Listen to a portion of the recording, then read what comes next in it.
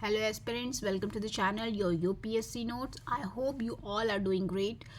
In the previous video, I covered the judicial review, the meaning and categories and the source of the judicial review. Where this power arises. So today I will, this video is in continuation of the previous video. इसमें मैं importance of judicial review I will explain. वो video ज़्यादा लंबा हो रहा था, then so the remaining importance I will cover in this video, and the remaining part like constitutional provision जहाँ भी constitution में mention है वो मैं next video में cover कर दूँगी, so the one video does not get very longer. Alright, so this is a polity topic. Let's start the topic. So first, before explaining the importance of judicial review, I will again just briefly explain the meaning of judicial review. So the judicial review is the power of judiciary to examine the constitutionality of the legislative enactment and executive orders of the state and union government. Simply means कि जो भी कानून बनाती हैं जो या कोई order pass करती है, चाहे वो स्टेट गवर्नमेंट हो चाहे वो सेंट्रल गवर्नमेंट हो, उस सभी ऑर्डर्स को या कानून को, उन लॉज को, बिल्स को एग्जामिन करने का जो पावर होता है वो हमारी जुडिशरी के पास होता है. तो इस पावर को बोलते हैं जुडिशियल रिव्यू. क्यों करते हैं? Let us see in the importance. So the first point of importance is needed to uphold the principles of supremacy of the constitution. What does this mean? This simply means कि कोई भी जो कानून बना है या कोई भी ऑर्डर पास हुआ है वो कॉन्स्टिट्यूशन के कॉन्फॉर्मिटी में है, कॉन्स्टिट्यूशन के एडवर्स में नहीं है. जो हमारा जो संविधान है, जो कॉन्स्टिट्यूशन है, जो उसके प्रिंसिपल्स है, उस प्रिंसिपल्स को अध्ययन करके उनको फॉलो करके ही कोई कानून बनाया जा रहा है. एक एग्जांपल के लिए मैं बताऊंगी. फॉर एग्जांपल एक ऐसा कानून ला दिया गया है जो बहुत ही विमेन ओरिएंटेड है, जैसे हम बोलते हैं women empowerment. But women empowerment के चक्कर में अगर उस कानून में, उस लॉ में कहीं एक भी लाइन ऐसी है which goes against the men in the sense I am trying to say कि ऐसा नहीं कि उन्होंने कुछ गलत किया हो, बट इनहेरेंटली उनको गलत तरीके से दिखाया जा रहा हो, then it is also against the constitution. How? Constitution हमारा क्या बोलता है? Equality irrespective of the caste, gender, everything. तो ये क्या हुआ? एक प्रिंसिपल से कॉन्फर्म हुआ, राइट?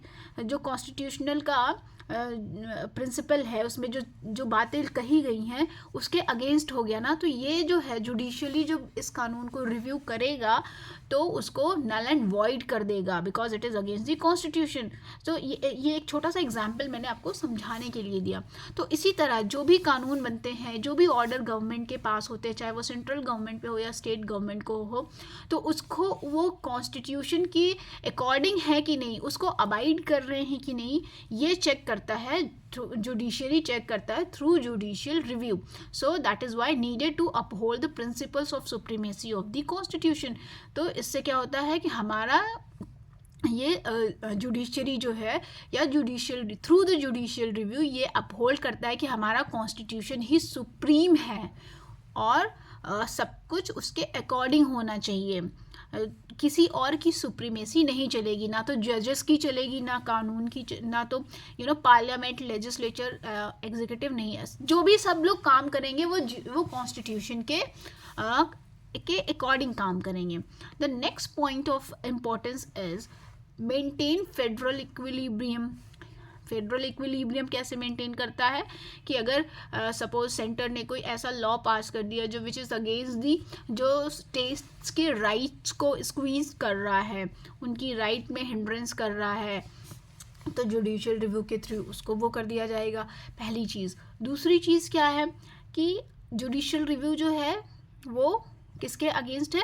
जो सेंट्रल गवर्नमेंट और स्टेट गवर्नमेंट दोनों ही के लॉज के लिए जुडिशियल रिव्यू अप्लाई होता है, तो वहाँ यहाँ भी इक्विलिब्रियम मेंटेन कर रहा है। ऐसा नहीं है कि हम खाली स्टेट्स के लॉज को, उनके ऑर्डर्स को रिव्यू करेंगे, सेंटर को हमने फ्री हैंड दे दिया हुआ है, यूनियन गवर्नमेंट कोई भी लॉ बनाए, कुछ भी करे, कोई जुडिशियल रिव्यू एप्लीकेबल नहीं है, ऐसा नहीं है। तो इस सेंस में भी एक इक्विलिब्रियम, फेडरल इक्विलिब्रियम यहाँ पे मेंटेन हो रहा है।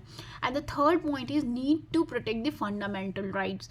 क्या होता है, most of the fundamental rights, जब गवर्नमेंट कुछ ऐसे लॉज ला देती है which takes away your fundamental rights, तो वहाँ पे तो और भी ज़्यादा इम्पॉर्टेंट हो जाता है जुडिशियल रिव्यू। जुडिशियल रिव्यू का मकसद ये है कि कोई भी फंडामेंटल राइट, क्योंकि एक इंसान को बेसिक मतलब जीने के लिए क्या चाहिए, रोटी कपड़ा मकान, वो तो अभी सेकेंडरी है, आपको फंडामेंटल राइट चाहिए, एक फ्रीडम चाहिए, यू सोल कॉन्शियसनेस अराइज होने के लिए, और आपको एक एक रिस्पॉन्सिबल ह्यूमन बीइंग, एक आप you are an independent entity, so you should have right to live wherever you want to, you should have right to eat whatever you want to, you should have right to pray whoever you want to, एक freedom जो होती है, तो fundamental right ये आपको एक identity देता है, आप हैं कौन,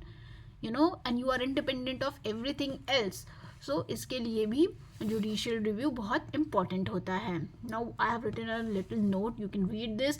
इन India it is the constitution that is supreme and that a statute law to be valid must be in conformity with the constitutional requirement, and it is for the judiciary to decide whether they are whether any enactment is constitutional or not.